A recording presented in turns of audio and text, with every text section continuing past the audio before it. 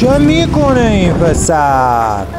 تو راه رفت بودیم که دیدیم یه بنده خدایی جلومون به این شکل ان شد روی زمین و به سمت صافکار نقاش حرکت کردیم و باک و گیتاری عقبو گرفتیم و به سمت تعمیرکارمون رفتیم که تحویلش بدیم.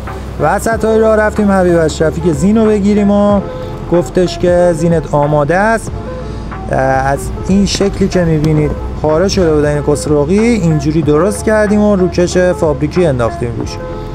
اومدیم مجموع کار رو جمع کردیم توی کارتون. باک سفید بود آکبند که دادیم براشون نقاشی و همه رو یه رنگ براشون در آوردن.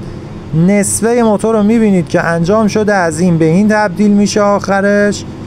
اینجا هم شاسی رو میبینید که جر خورده، باید درستش کنیم. تا قسمت بعد همراه من باش رفیق. خوشت اومد لایک و شیر یادت نره.